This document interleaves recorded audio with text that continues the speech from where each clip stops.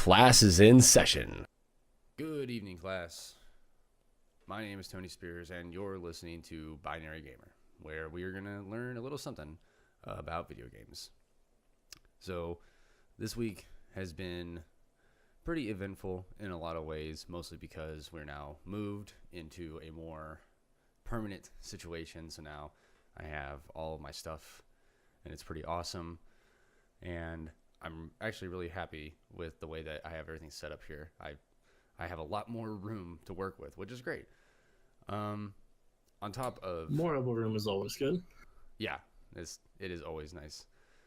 But also, a lot of really cool events happened this last week. So CES happened.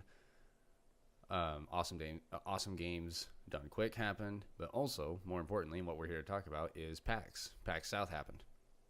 And luckily, I had my intrepid reporters on the scene down there in San Antonio. And one of them is here with me today, my good buddy, Kurt. Say what's up, Kurt. Hello. What is up, Tony? How are you doing?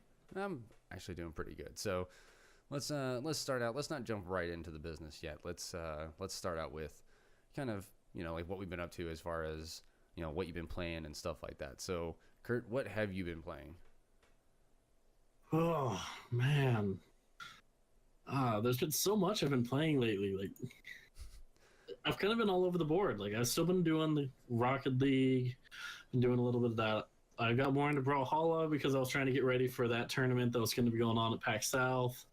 Nice. I've been working hard on my Summoner's War, the mobile stuff. Along with the Dauntless beta that we picked up while we were down there. We sent you a copy of it. So yeah, so Dauntless we still got some work to do on it. Yeah. We talked about Dauntless last week, and it's definitely one of those games that is a work in progress for sure. But it seems like more so this last week, I've realized that being in Korea, until they get a Asian server set up, I am not going to be doing so hot in that game because the lag is something to write home about. I will say that. And the more people that are on, it seems like the worse that it is. And I don't know, it seems like there's a lot of factors, but that's beside the point. So aside from... Oh, dude, rubber banding is so bad down there, you could open up an Office Max. Seriously. Yes. Good Lord. Yeah. Yes. Wait, does Office Max actually sell rubber bands? Like, is that part of their fare? They sell all office supplies. Of course they sell rubber bands. Good Lord. Oh, man. That was, for a guy with no kids, you come up with some of the dadliest jokes. So... I'm preparing myself. That's what it is. Getting yourself ready for the inevitable. All right, so aside from that... So how did the Brawlhalla tournament go? Well, I didn't even realize there was going to be a Brawlhalla tournament until I was down there talking to the devs when one of them whooped the ever-living, let's call it Mountain Dew out of me. There you go. So, but you didn't do too hot. That was my favorite booth, at least while I was at PAX South, was Brawlhalla. I've been a huge fan of them for ages. Like, I put a video out on them with Blue Mammoth. I had a chance to talk to some of the developers, and they were doing a neat little thing. Like, they had the booth set up on the very back end, right before we went over to the massive board game section. And the entire time they were doing this event, one-on-one, play against a dev, see how you do. If you could land a hit on them, you got a lanyard and like a button to go with it. Okay. If you could manage to take one stock off of them, you got a goodie bag and a t-shirt. And if you beat them, you got a pair of Astro A10 headsets. Holy crap. These guys had a lot of faith in their ability, I guess. They did. Over the course of the weekend, they lost 3 Astro A10 headsets. Wow. That's that's crazy. That's like some Evo levels of play right there. Oh yeah, I got to play against their director of esports. Good Lord. It was fun. The guy's name was Foda. And if you look him up, he was previously the rank 1 Brawlhalla player during beta. Mm-hmm. But he also had a business degree, and they hired him to come on and direct their esports. So wow. I ended up playing against what was the #1 player in the world for a time. Wow. And I imagine you just got the ever-loving crap stomped out of you. For the most part, yes. But I did get one awesome juke on him. Mm-hmm. Threw my weapon, slammed him straight down, and I got a t-shirt off of it. Nice. Well done. I still only took the one stock off of him, though, in a 3-stock match. Mm-hmm. It was awesome. That's pretty good, man. It's probably better than I would have done. I played that game a little bit, enough to appreciate it for what it is. Like, for a free-to-play, I hate to use the term, like, Smash Brothers or, like, Brawler. But for a game like that, it is really, really cool. And I like the fact that you can just play it and not put a single dime into it if you want to. You know what I mean? Yep. They prefer to call it a beat-em-up brawler. Yeah. Because that was one thing I specifically said to them. I was like, yeah, I picked this game up a couple years ago when my friend said, hey, check out this Smash Brothers ripoff. And the art director just started laughing so hard. No wonder he's just like, stomped the crap out of you. People always call it that. I mean, it does very much, because of the way that the platforms and everything are set up, it does very much have that Smash Brothers feel to it. Like, it does. Like, and the way that the characters are set up and stuff like that, they all have, you know, unique weapons and unique movesets. So it does share a lot of similarities to Smash Brothers, but that's not necessarily a bad thing. That's like saying, oh man, like Dauntless isn't going to be good because it's so much like Monster Hunter. I almost said Monster Rancher because we were talking about it earlier. But it's not necessarily a bad thing. Like, I don't know. This is kind of off topic, and I guess we're sort of tangenting, but in my opinion, it's not a bad thing when games take inspiration from other games, as far as, like, you know, the base mechanics or how the game is structured. But it's important that they put their own spin and everything on it, which games like Brawlhalla and Dauntless have done. I mean, absolutely. Yeah. That was one of the things I actually got a chance to talk to the art director about, because they were one of the few booths there that actually had game devs located there.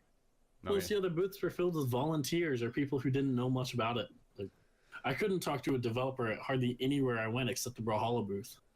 Yeah, and but one thing that he was saying is it did start a lot as a Smash Brothers kind of style game. Mm-hmm. But because of the mechanics that they developed, they realized their aerial combat system is leaps and bounds more intricate than Smash Brothers.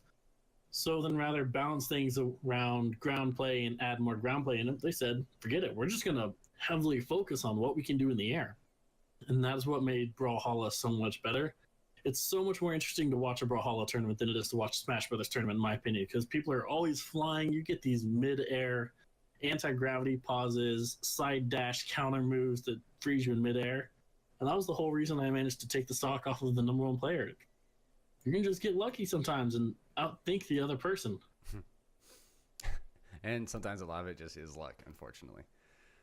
But yeah, I mean, regardless, you still did a lot better than I would have done. I mean, they probably would have just stomped me into the ground. Like, Lord knows if I could have landed a hit. Like, I probably wouldn't even walked out with a lanyard. They'd have been like, well, I guess you can come back later. I'd be like, just, you know. Pretty much everyone was getting hits. Like, yeah. I'm pretty sure they had, like, boxes and boxes of lanyards because they're like, well, they're at least going to land a hit. Who knows if they'll get a stock. But that's cool. Oh, yeah, definitely. So, all right, so let's transition now into, well, real quick. So I'll talk about what I've been playing. Like, do you got anything else to put out there? I know I've had a couple more, but I mean, I've been all over the place. I've had some friends from work who are trying to get me to play Smite again. Ugh.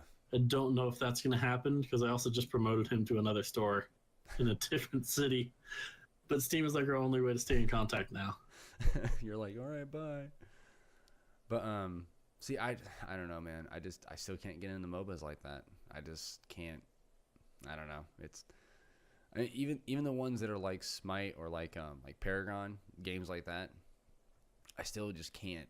I don't know. It's something about the way that the lane mechanics are so important, and there's no time to, like, there's just no time. It's all just like go go go go, like, you know, like you gotta do your role and all this stuff, and I'm just like, I just want a minute to think. That's why I don't know. I like slower paced games anymore, or games that ramp up. You know what I mean? Like, that's why I don't think you could get into them. Just don't play the ranked versions of them. Well, I mean, that's what I've been doing with Rocket League. I have not played a single ranked game of Rocket League because I know I will get smashed.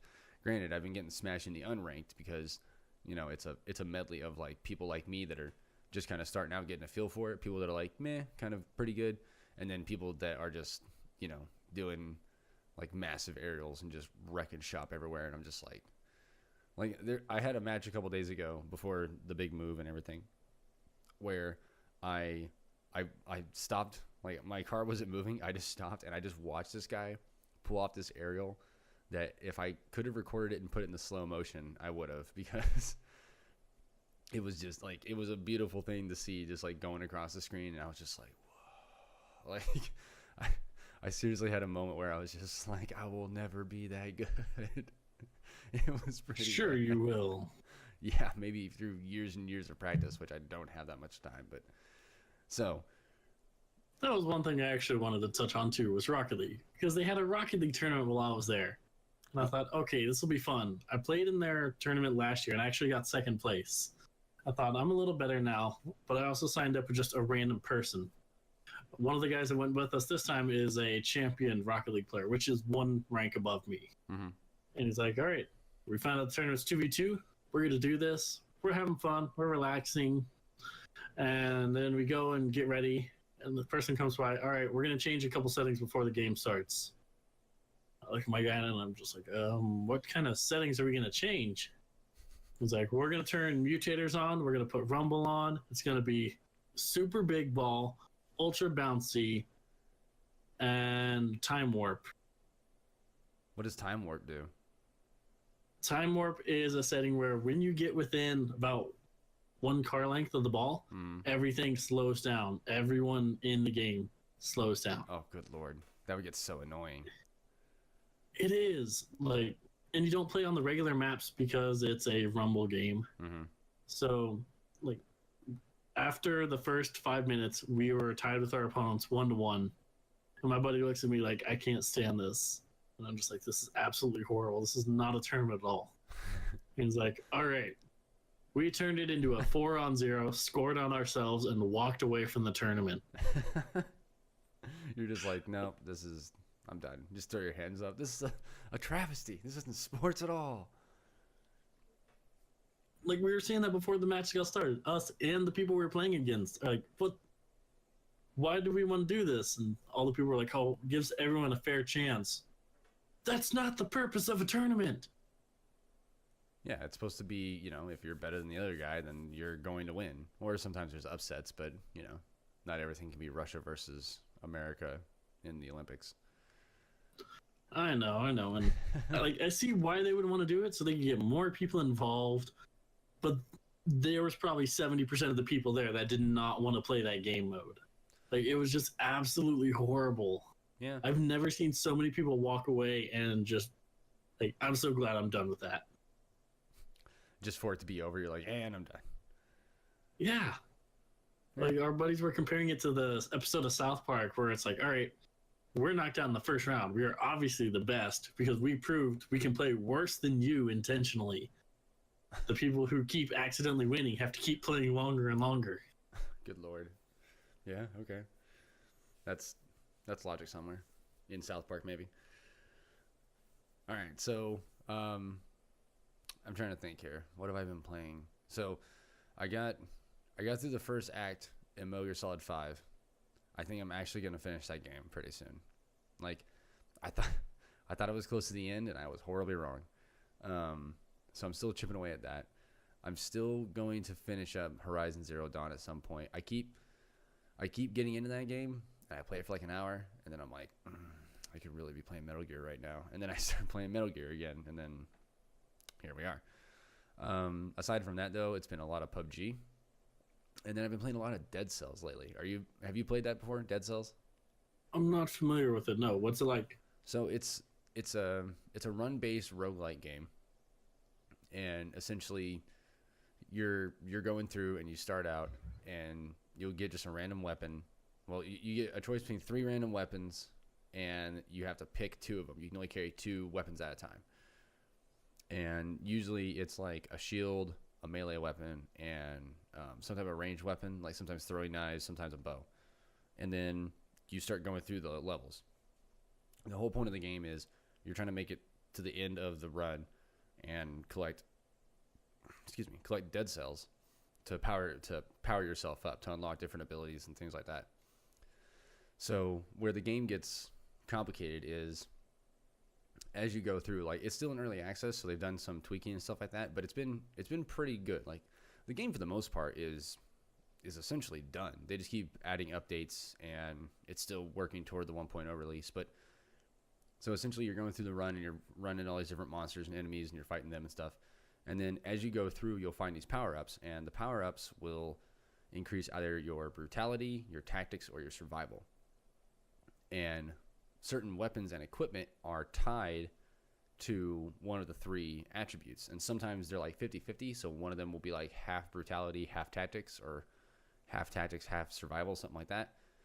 And then if you find a power-up and you decide you're going to go tactics, it suddenly skews toward tactics. So now you have to start powering up in that particular discipline in order to power up that weapon or that equipment. And then aside from just the weapons, like there's like grenades and like floor buzzsaws and stuff like that. It's actually pretty cool. Like all the different stuff that they've added. They've added a lot of different weapons and different equipment and different modifiers and stuff like that throughout the course of its development. But I've been playing that a lot lately, I think because I finally got that itch again for run-based games. Like, I love games like Enter the Gungeon or Rogue Legacy. I love games like that because, it's something that I can just hop in, I can do a couple runs and then turn it off. Or if I want to, I can just keep going back and just like perfecting the method. You know what I mean? Just like trying to get that perfect run. And I've been playing a lot of that lately. I have a bunch of other games that are like that too, which I'm considering doing a stream pretty soon of like various run-based games, like kind of alternating between like Dead Cells, Cryptark, Cave Blazers, and then maybe Enter the Gungeon and Rogue Legacy. I don't know yet, depending on how long I want to stream. But doing that and just kind of, going through and kind of comparing them and just having fun. But yeah, I've been playing a lot of those lately, and it's been pretty good. But of course, just like everything else in the world, or everybody else in the world, PUBG just keeps pulling me back in, man. Keeps pulling me back in. I can't stop playing the game, especially since like I want to play Dauntless, but because the servers and everything are so wonky right now, with it being in the early stages of the beta and stuff like that, I mean, that's really hard to deal with. You need split-second timing for that game on a lot of stuff. Yeah, well, especially like there are certain monsters I can deal with the lag, like like the lower level Ember mains. They're pretty easy because you can dodge them pretty quick, even though they're really fast. And the regardless, there are certain ones that are pretty easy to take care of. But then later on, like the quill, what they call it, quill shot? I can't remember, but like that spiny dude, yeah, the quill shot, that guy, like you need to have all of the freaking reaction time in the world because he's freaking shooting spines at you, and he likes to do that whole thing where, like, he flops on his side and he freaking like scoots towards you with his spines and stuff. Like, you got to be able to dodge. And I was just, God, I felt so bad because I kept getting downed over and over again because I thought I was dodging in time, and then the lag's like, nope, come on back, and then he just impales me with his spines. And so I've been going back to PUBG a lot because, like, I'll play I'll do a couple hunts in Dauntless, and then the lag just finally switches on that part of my brain where I just become infuriated, and then I'm like, nah, you know what? I'm okay. I'm just gonna, I'm not gonna do this. And then I just kind of give up. But yeah, and then playing a lot of PUBG still because that game is still really good. Like, still really, really good. But aside from that, that's what I've really been playing. I'm probably going to pick up Monster Hunter World on the PS4 probably on the 1st, only because I've been a good boy and I think I deserve a new PS4 game, but also because now that I've played Dauntless, I have the Monster Hunter itch again, and unfortunately Monster Hunter World isn't going to come to PC until like I think it's like September or October of this year. And as much as I really want to play that game with you guys, Dauntless will probably be perfected and released before Monster Hunter World gets to PC. So I'd rather play Dauntless with you guys and then enjoy Monster Hunter World with randos and just playing by myself. I mean, the other alternative is you could just go play Dark Souls. No, I'm not gonna play Dark Souls. I have like respect and love for myself. I'm not gonna go and play Dark Souls. See, I've never actually played Dark Souls, but all of this playing with Dauntless makes me think I could do okay at Dark Souls. Okay. And then I go into Dauntless and realize how many times I get hit. Maybe not. So here's going for you, because you and I still share a Steam library. I have a game on there called Necropolis. Download Necropolis and play it. You'll like it. It's a lot like Dark Souls in a lot of ways, but it has some differences that are pretty cool, and then it has a bit more humor. Well, it has humor, which is something that Dark Souls lacks completely. But there's a bit of humor in there, so it makes it to where it's not all just dire and dreary and stuff like that. But give that game a shot, because like I originally played it on PS4, and then I think they had it in a Humble Bundle, and that's why I got it on PC. But regardless, it's a really cool game, and it's one of those games that if you put in the time and you learn to master the systems and stuff like that, it's really satisfying and rewarding to play. So I would suggest that. I'll consider it. There's one actually I want you to keep an eye out for in the future too. It's set to release in March. It's from the same people who actually made Enter the Gungeon Tiny Build. They were there at PAX South. They had one of the bigger booths advertising massively for Hello Neighbor, all that fun stuff that is the mind craziness. I don't even know what to think of Hello Neighbor. It's insane, traumatizing, scary, and it makes you just love what some people can come up with in their mind. Mm-hmm. But they're creating this other game that they were advertising that's set to release in March. It's Swords of Ditto. It's going to be on Steam. It's not released yet, but it's got a very similar feel to Enter the Gungeon. Swords of Ditto. All right, I'm looking at this. Developer. Okay, publisher. Yeah, okay, so it's being published by Devolver still, which is good. I like Devolver. I like the stuff Devolver, that's what I meant, not Tiny Build. Yeah. Well, no, it's being developed by One Bit Beyond. It's being published by Devolver, which is, I mean, if Devolver has their hands in it, I'm probably going to play it because I like a lot of the stuff that Devolver's made. Like Hotline Miami, obviously Enter the Gungeon. That game is amazing. So yeah, I'll definitely take a look at this. And Swords of Ditto, I saw this somewhere. This looks familiar to PS4 and PC. Yeah, I'll take a look at it. All right, but in the meantime, let's talk about what we're going to talk about. We're going to talk about PAX. So, real quick rundown for those that are not familiar. PAX is the Penny Arcade Expo, originally started by Penny Arcade back in 2004. So, essentially, it started out as PAX, and then it was PAX Prime, and now it's PAX West because PAX has started to go all over the world. For example, PAX West takes place in Washington State. And then, let's see, PAX East takes place in Boston. That's cool. PAX Australia. They have a PAX AUS, too, Australia. Yeah, PAX Australia is in Melbourne, and PAX South is in, of course, San Antonio. So it's really cool because it kind of touches, the main parts of the U.S. where a lot of people can get to easy. I don't know about Boston. I've never been to Boston. I'd probably go check it out, though. I mean, I'd like to check out Boston, and I like the East Coast, so why not? But and there's also PAX Dev. Don't know exactly what that is, though. I'm not familiar with that, but that takes place in Washington as well. So that started back in 2004, and then over the years has branched off into other venues, like I said. And now PAX, in a way, PAX has kind of become the number one competition to E3. And I think that's really cool because for a while there, E3 was just the one-stop shop for all your video game news and, and all of the releases and stuff like that. And while that was all well and good, it became very,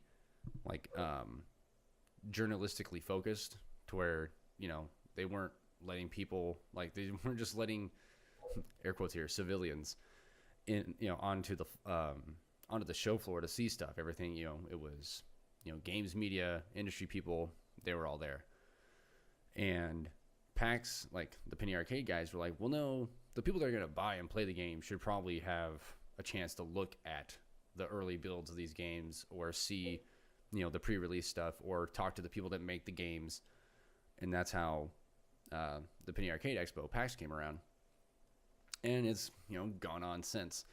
So pretty much there are 4 PAXs every year in these 4 different locations, and because of that, people all over the world get a chance to go and check this stuff out. Now, granted, when it comes to like Europe and stuff like that, everybody goes to Gamescom because Gamescom is in Cologne, Germany. It's the largest video game convention in the world every year. It's huge.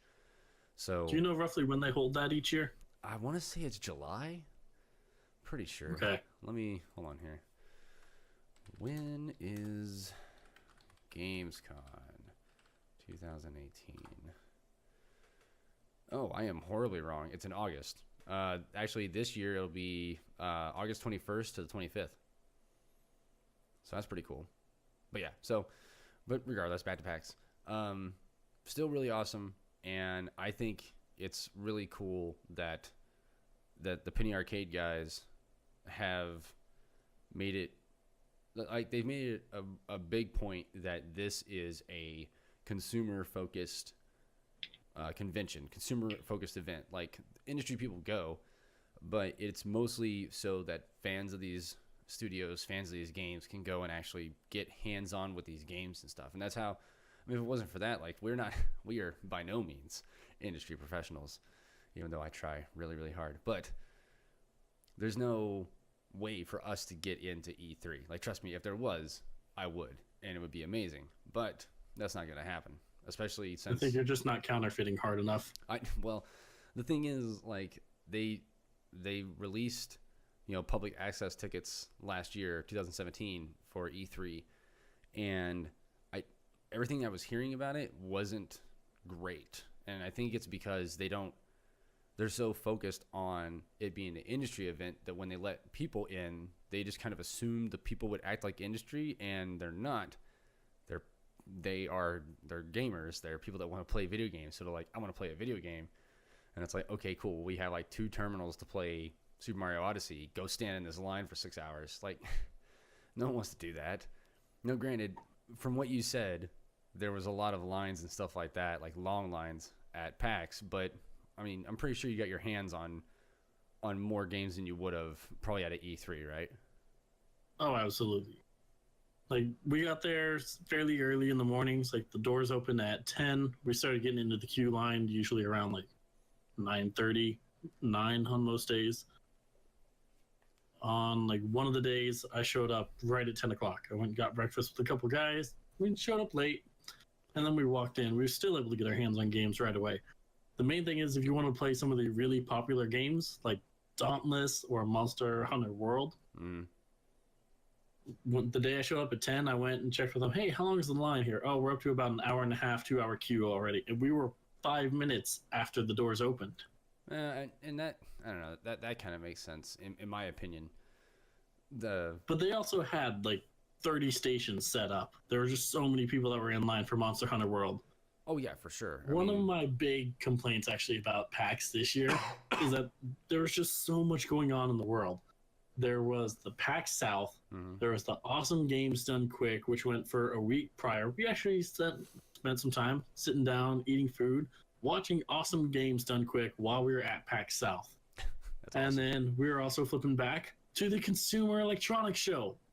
Like, there was so much happening here that it prevented so many other people who would have normally shown up to an event like this. They're just like, we've got our hands tied. Like, the Consumer Electronics Show, one of their main sponsors was Twitch. Because that Twitch was not prevalent at PAX South at all. They had a couple extra leftover banners that were hung as a backdrop from the year before, but that's it. But they did give us a chance to test out some of the other new platforms. Like, they had an XSplit demo area there. They also had Mixer, which I'd never heard of. But apparently Mixer is a streaming platform, kind of like Twitch or a Zubu TV.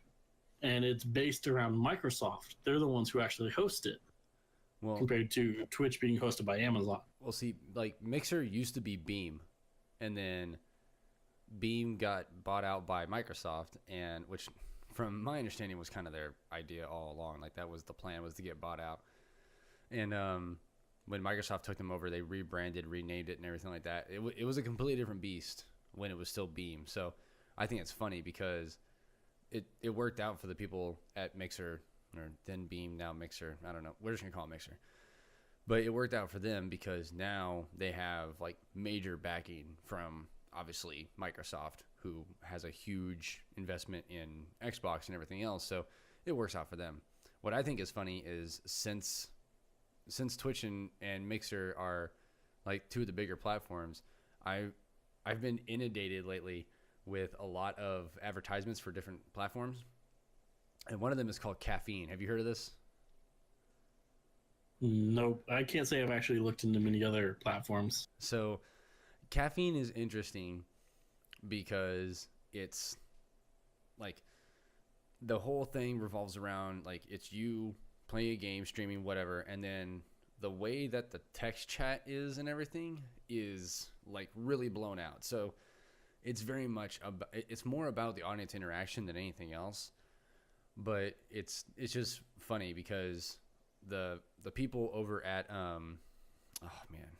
Epic, help me out here. Fortnite. The Fortnite Battle Royale guys have been putting a lot of money into the advertising for Caffeine. And I think what this is going to turn into is this is going to turn into another Beam to Mixer thing where the people at Epic are hoping that Caffeine catches on, which historically it has. And they're hoping that at some point it'll get big enough to where they can go in and just buy the platform, and then like they'll have their own streaming platform that they can get behind and kind of push, certain games and certain content the way they want. So I'm interested to see how that goes. I actually need to dig more into it. I haven't looked at it in probably close to 4 or 5 weeks, but it's definitely one of those things where you're starting to see more of these competing platforms coming around, and I think that's a good thing. I think it's a good thing that there's competition there. But back to the point with PAX and CES and everything like that, I'm really surprised that Twitch wanted to go more with CES than with PAX. That doesn't seem like a smart idea to me. I think it was more or less spreading their resources too thin. Of all the PAXs, PAX South has generally been fairly low-key. There haven't been any major announcements that have happened at PAX South, with the one exception to that I can think of being Guild Wars 2 expansion. That's the only major announcement that's ever come out of PAX South. That, and if you want to consider the Gearbox people saying, we are making a Borderlands 3 announcement, then there's that. But I mean, they were saying stuff like, we need to triple the size of our development studio. Otherwise, PAX South is, they've had a lot of video games there, but one of the biggest things that I've actually found out about going there, PAX South is heavily influenced by board games. Oh, yeah? Like, apparently, Austin, Dallas, Houston, San Antonio, major board game development companies are in those areas. I didn't even realize for a long time that Austin is the largest mobile gaming city in the world. We've got more mobile game studios than any other place in the world, including Silicon Valley. Okay, I thought you were gonna say more people playing mobile games. I was like, no, man, I've been in Korea for a few months now, and I'm telling you right now, people play a lot of mobile games here. But yeah, I mean, as far as this is just like developers, where more development studios are. Yeah, for sure. But there are quite a few people who are having like mobile development studios there. But a lot of it was board games, and it amazed me how many board games there are that people just don't know about, or all these incredible ones. I've got to play so many different styles that I actually really want to get this other one I just saw today called Nemesis. I heard a couple people talking about it while we were down there at PAX South. Mm-hmm. They're like, yeah, we haven't got anything set up for it yet. Like, it was just a couple of the devs who were walking around talking to people about other board games, saying hi and chatting around. I had no clue these guys I was talking to were behind this project. I think GoFundMe has raised like $19 million for them. Dang. And see, and that's the funny thing too. Like, so real quick, because you're talking about the Guild Wars 2 announcement. So that was PAX Prime 2010.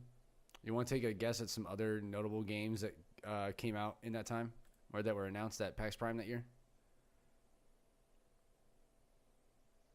The Guild Wars 2 or the expansion for it?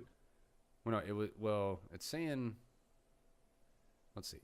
So Because 2010. the expansion was the one at PAX South. Oh, okay. Because it's not mentioning. Let me see here. See, it doesn't say anything for PAX South in the last couple of years about like what they've announced.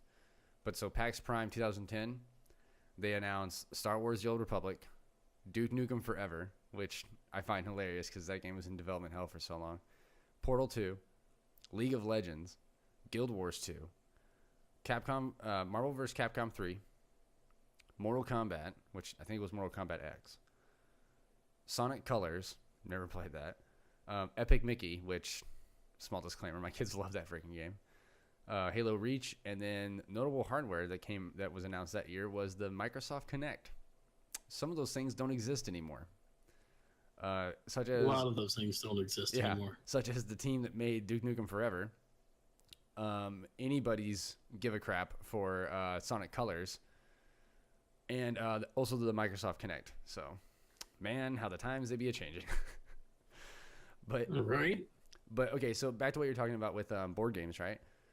So to me, it's really weird how much of a dividing line there is between people that play video games and people that play board games. Because from what I've seen, there is quite a bit of crossover, but there's so many people that don't know where to look for news about board games. And like, granted, I was kind of lucky because when I was back in the States, I was friends with a guy that owned he owned a game store. So like he was heavily invested in people playing Magic the Gathering or like Warhammer, like the Warhammer tabletop game, like D&D. You good over there? Yeah. Okay, don't die on me now. But like D&D, obviously other D20 games and stuff like that. But then also, board games. He sold a bunch of board games. Like, I mean, everything you possibly imagine. The first time I ever played Arkham Horror was from his shop, and that's when I started really like looking into board games because I like board games. But it's one of those things like if I didn't see it at like a Walmart or like a Borders or something like that, I wasn't really gonna check. I didn't know where else to look. And a lot of times in those places, those board games are skewed more toward kids. But they are. Over the years, I have found way more games that are skewed toward, like teens, young adults. I mean, grown ass men like myself.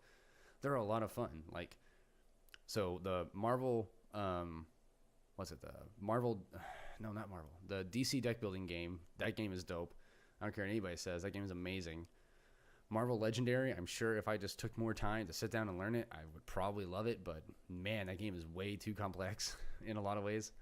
And then games like what you're talking about, like Nemesis or Horror or Arkham Horror, Eldritch Horror, Ticket to Ride, stuff like that. All those games are really, really cool. Like, Settlers of Catan, like that stuff's all really cool. And I take it you don't like. There's a special level of hate in my heart for Settlers of Catan, and that's the way a lot of people feel, which I think is funny. Like, there are people that love that game that think that game is just the end all be all when it comes to board games, and I can see where that type of thinking comes in. But like, then there are people that just cannot stand it, and I think it's hilarious because I don't mind it. But I love board games. I love them a lot. I've tried and played them multiple times a year.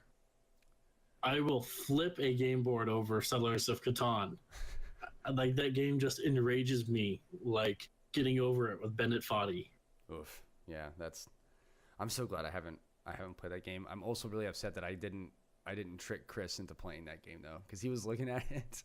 He was looking at it on Steam, and he was like, "What the?" Like, that game looks incredibly fun to me. No, and then everyone else is just like, "Oh, you're gonna rage so hard," and it's like, but I mean, the mechanics look simple. Yes, it does. In fact, you should probably do that. You should probably get it and record yourself playing it and see how long it takes for you to completely lose your mind, and see if it becomes the Catan of video games for you. I will not flip my desk. I will not flip my desk. I will not flip my desk. You're just gonna have to woo-saw quite a bit in order to not lose your stuff. But no, so I'll develop my own mantra.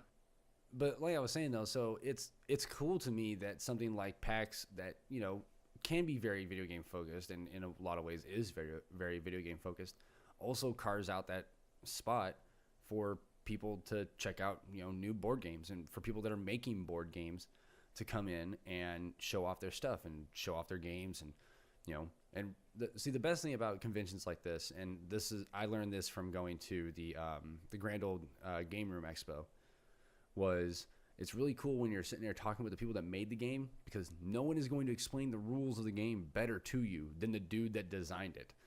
So sometimes when it kind of goes over your head on like how certain mechanics in the board game work, it's really cool to sit there and be like, look, man, I like what you got going on here, but I need you to kind of break this down for me Barney style. And then, they walk you through it and everything, because they want you to enjoy the game they made. So like they'll take the time to sit there and walk you through it and talk it out and stuff like that. And pretty soon you understand it. And you're like, oh snap. All right, cool. I'm going to purchase this game. That's how I got into Boss Monster. Like, I met the guy that designed Boss Monster a couple years back. And I thought it was really cool. Just the whole, I like the aesthetic of it. It's very much that 8 to 16-bit art style that I really like. And I thought it was really cool. And then I was trying to figure out the mechanics of it. And then I had it explained to me by someone that had a hand in making it. And then long story short, now it's probably one of my favorite board games to play.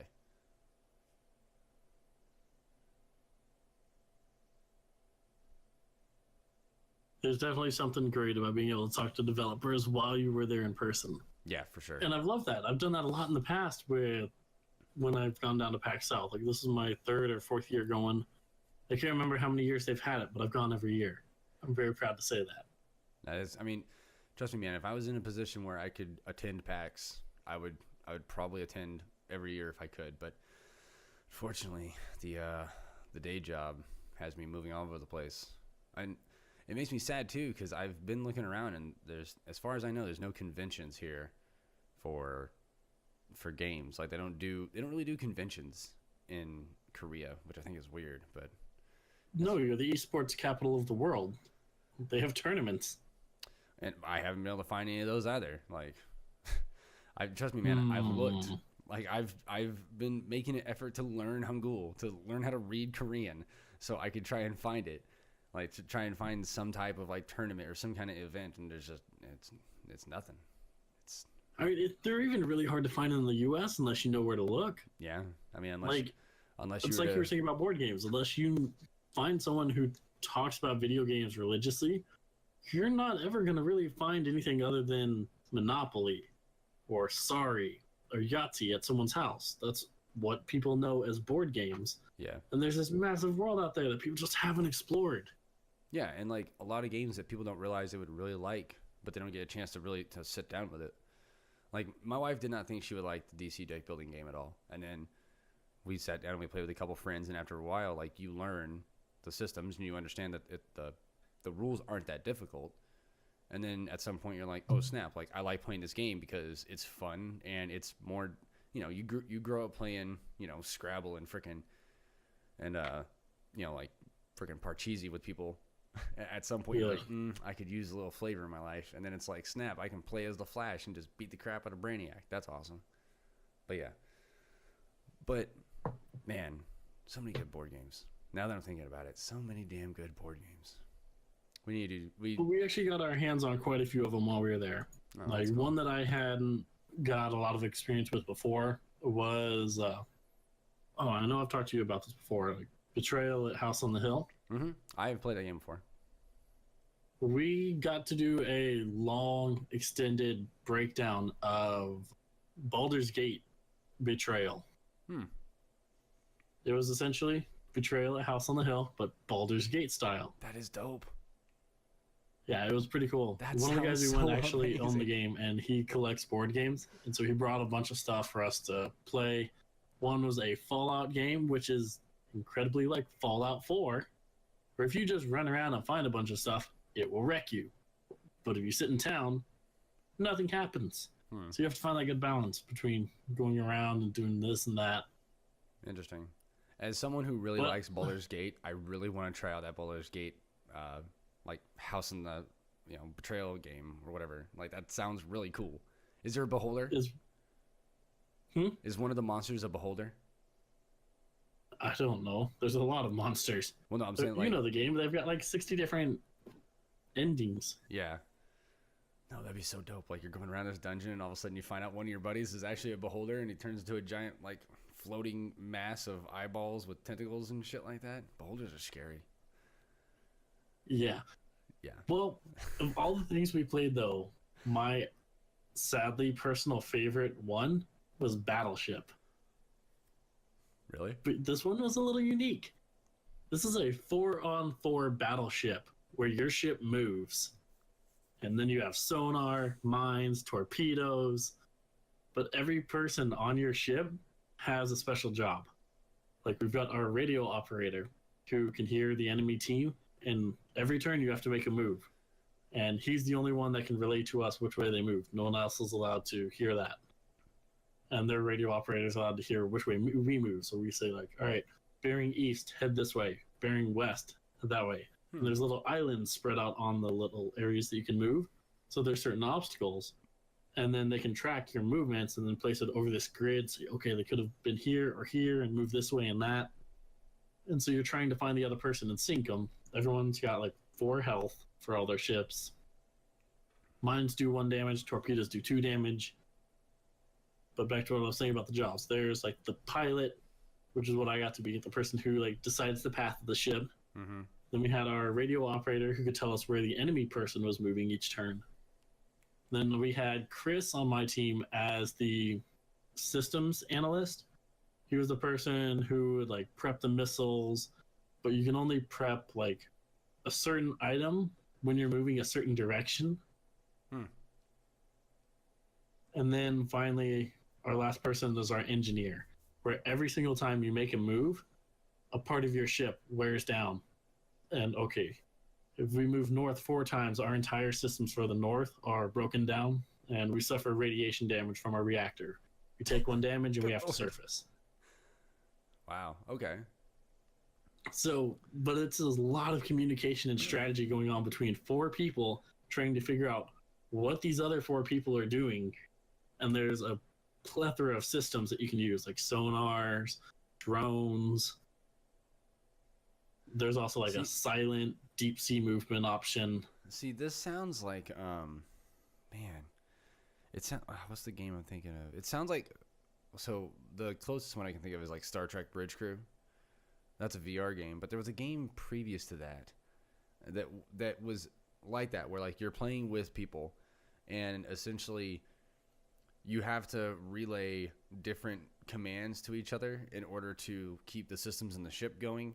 So you can essentially you're trying to outpace I think it's the heat death of the universe. Like you're trying to go faster than that.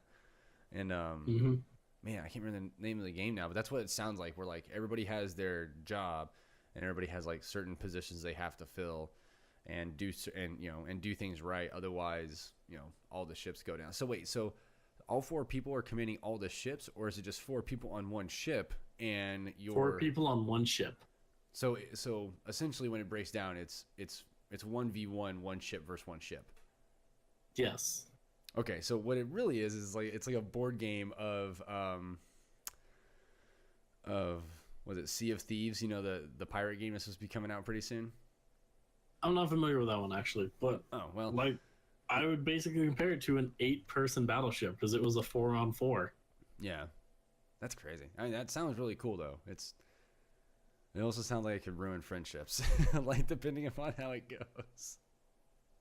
It could. It absolutely can. Yeah.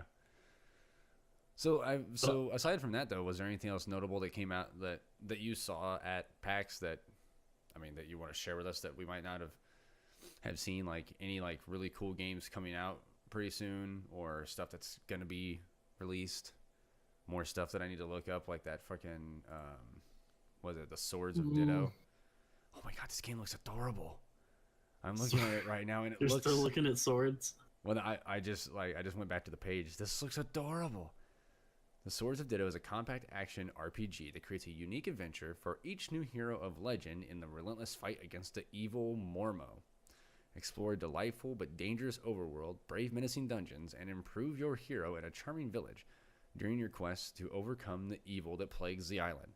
Unleash the magical Sword of Ditto and grab a co-op friend for an unforgettable adventure filled with delightful characters, extraordinary loot, and heroic battles. So it not only is this game freaking adorable, but it's 2 players. Oh, it's up to 4 players, I think. Oh man, I am sold. I think it looks pretty good. It does look good. Hold on. All right, so go ahead and tell me more about PAX. I'm gonna look this up. I mean, PAX was great. My downside is I just didn't get a chance to talk to a lot of developers, and so it made me not really as enthusiastic to play some of their games. But like one of the things that was different is they actually had an entire section devoted for like Switch games. Like they had one carpeted section where they had like 8 developers who all came in with their own games, and a lot of them were fairly unique, but they only had like small test areas. It was just kind of bland in a sense. Like I love video games. Like they are my passion. I would love to see more done with them.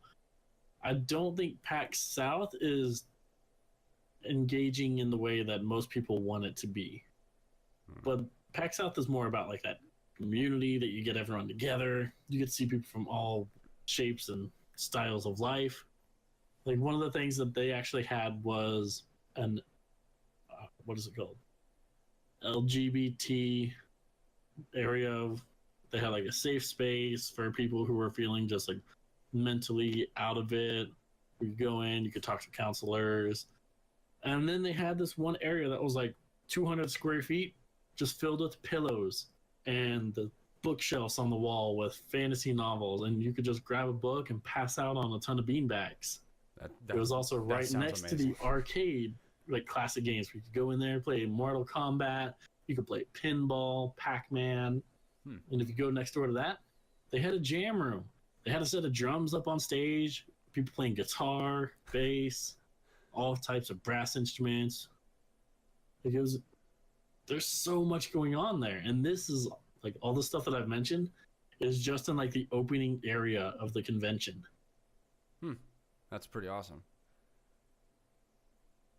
So, man, I don't know, dude. Like, I haven't gotten a chance to go to as many conventions as I want to, but I think when I get back to the States, the first one I'm going to go to, when I can, I'm going to go to PAX. I'm going to go to PAX. Maybe even PAX South so we can all go together. That'd be dope. Oh, that'd be incredible. So for all those people out there who want to go to these conventions or gaming expos, I have one tip that will make your life 100 times better. Hand sanitizer. Sure, that too. No, what is it? Well, I was thinking now, if you don't get a hand sanitizer, you may end up like KGB and end up with the PAX pox. Yeah, dude. He got PAX plague bad. Oh, I wish he could have been here. I know he wanted to talk about this because I still haven't touched on the one thing I know he wanted me to touch on. What's that? But my biggest tip for people coming out to these PAX conventions, find locals, like people from that city, and then explore the food. I'm sorry, I'm fat. I love food. But I found people who have shown me some of the most incredible food while I was down there. That's rad. We walked across the street from the convention, and we had a Brazilian steakhouse meat buffet that was unbelievable. Later that night, we went to a small town diner, but they had chicken fried steak with onion rings, all topped in queso with jalapenos. It was insanely good. Okay. So good. You have to stop because I'm getting really hungry now. Oh, but you still didn't get the best part of it. Oh, what's the best part? We ended our trip with this restaurant called Chacho's. They had... I've never been in there. I couldn't even find the menu. And the buddy I went with was just like, you know what? Just get a drink. I'll take care of it. I didn't know what to expect. They brought me out a plate of nachos. Oh, how to describe it? My computer tower couldn't have fit this on it. Wow. And 4 of us split that one plate of nachos. I was gonna say, so it was a tower of nachos. It wasn't really a tower, but it was like massively wide. Like if you were to put my tower on its side. Wow, that sounds. But it had like 5 different layers of cheese, multiple layers of like beef, steak, chicken. All right, Kurt, you have to stop. Seriously, I am starving right now.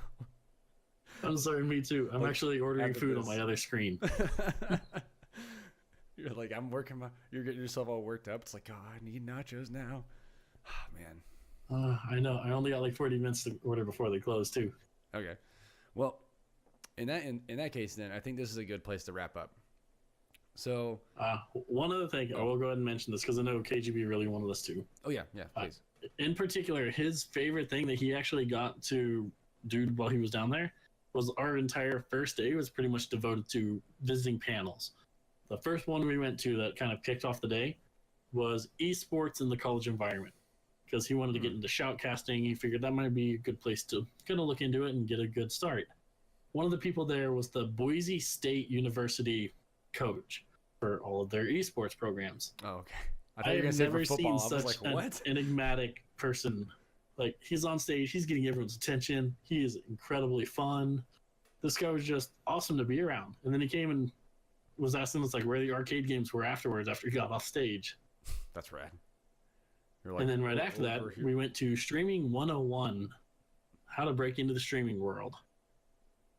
Me, Chris, and AJ all fell asleep. You would think on a stage with 5 partnered streamers, they could entertain you enough to keep you awake. But no, this panel was so bad. I could not stand it. Oh, wow, that's bad. I wanted to take everything they talked about for the first 10 minutes I was awake and throw it out the window. Good Lord. Like, I've been to these things in the past, and the Streaming 101, it's got some good information, which they definitely touched and brought on again. Stuff like developing your brand, trying to find places you can fit into the environment. And it's just, I was kind of over it at that time, but they really wanted to go see it. So we went, and this was by far the worst one I've ever seen. They were doing another panel like a few hours later, like Streaming 201. And they just said, we're not even going to try. I can't stand another hour with those guys. So you guys just threw in the towel? We threw in the towel at the streamers. It happens, and said we could have done this better. I mean, and we wish like most of our panels could have been hosted by the Boise State coach. Like, that guy was incredible. Yeah. I mean, I don't know, like some people, regardless of like, you know, like some people, a lot of people make their living streaming on Twitch or on Mixer or on YouTube, whatever, making YouTube videos and stuff like that. But it's funny to me how like when you pull some of those people out of that environment, you realize it's like you're not. I don't know. Like it's very funny how it's like you take them out of that element, and all of a sudden like they can't do the thing that they do on that platform. You know what I mean? Like some people really good in front of a mic and a camera when they're just sitting behind their computer, but all of a sudden they see, you know, I don't know how many people were in that auditorium with you, but let's say like 200 people, 300 people, and they're just that's like, probably close to it. Like, but then there are other people like that Boise State guy you're talking about. Like, he's probably used to having huge auditoriums full of people that are watching these events or partaking in the events or whatever. So he knows he's got to his panel maybe only had 40 people. And see, that's a shame, man. Like, I bet you if he'd had the same number of people that the Streaming 101 guys had, he'd have had that place, it would have been a riot. He'd have just been like, yeah, so we're going to do, it's good, just it gets all crazy and stuff, so. Oh, yeah. Like, that guy was incredible. I would love to hang out with him again. That's a guy I'd like to hang out with. All right, so anything else you want to touch on before we wrap it up? Try not to share a hotel with 4 guys. Yes, that's a pretty good piece of advice. I mean, granted, I did the Grand Old Gamer Expo. There was 3 of us. That wasn't too bad, though. We had a night filled with memes. A night of memes? That sounds like a pretty good night. Yeah, most of it was based around like playing games like code names and being idiots. Most of it directed at me, which was largely my fault. But my team should have understood logic. Okay. I guess that's going to be a story for another time. Well, they'll hear it. They'll know. They'll yell at me. They'll tell me I'm wrong. I'll go play a game and kick their ass. All right, that's fair. Sometimes you just have to deal with it on the digital playing field. All right. Exactly. Where I'm not 300 pounds. And I can be at least 2 inches shorter. All right, so that is going to do it for this episode of Binary Gamer. Thank you very much for watching and or listening. Remember, you can listen to Binary Gamer on iTunes, Stitcher, Google Play Music. All the places that you get podcasts, you can find Binary Gamer. You can also find us over on YouTube. Due to YouTube's change in partnership and monetization, we're probably not going to be getting our own URL in a really long time. But don't worry, if you go over there and you go to YouTube and you search for Binary Gamers, you will be able to watch our stuff completely ad-free because we don't monetize our videos because F all that. I'm not here to make money from you people. I'm here to have a good conversation and really talk this stuff out. And if one day we decide that we've made a product good enough to ask you for your hard-earned money, that day will come. But that day is not today. So if you want to hit me up over on Twitter, it is at iFlipTheSwitch. If you're watching the video, it's right up there in the corner. If not, it will be in the podcast description. And that is going to do it. So thank you very much for listening. Kurt, you want to say bye to the nice people? Bye, nice people. Yeah. Class dismissed.